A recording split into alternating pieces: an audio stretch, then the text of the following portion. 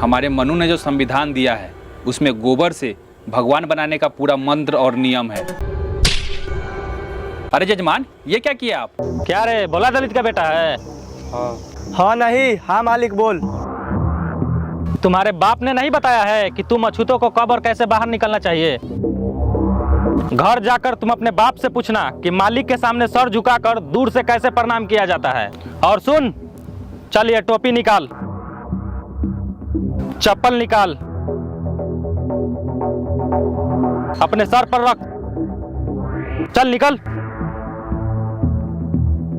अमृत है, इसे पी जाइए।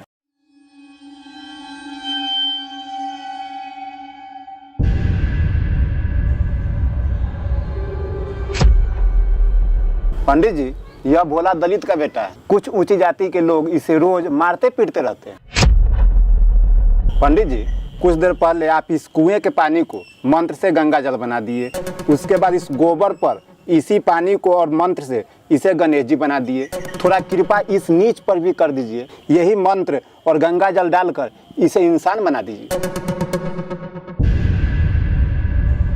मास्टर जी, हमारे मनु ने जो संविधान दिया है उसमें गोबर से भगवान बनाने का पूरा मंत्र और नियम है, लेकिन उस संविधान में कहीं यह मंत्र और नियम नहीं है कि मैं एक अछूत को इंसान बना सकूं। यह तो गलत बात है पंडित जी। आप इस गंदे पदार्थ गोबर को मंत्र से भगवान बना दे रहे हैं, फिर इस नीच को इंसान बनाने में क्या दिक्कत है? क्या ये नीच इस गोबर से ही बेकार है? मास्टर जी, शायद आप भूल रहे हैं कि वर्ण व्यवस्था में शूद्रों का काम अपने से ऊपर वर्णों का सेवा करना होता है। अगर हम इस मंत्र से और इस गंगा जल को छिड़क कर इसे शूद्र से ऊपर उठा देंगे तो हमारी सेवा कौन करेगा? पंडित जी, शायद आप भूल रहे हैं इस देश में संविधान लागू है और संविधान के हिसाब से सारे मानव एक समान है। जाति, धर्म और लिंग के आधार पर किसी भी इंसान के साथ भेदभाव करना संविधान के हिसाब से अपराध माना जाता है। देखिए मास्टर जी, मैं सिर्फ मनु महाराज द्वारा निर्मित संविधान को मानता हूँ और उसमें दिए नियम के आधार पर चलता हूँ।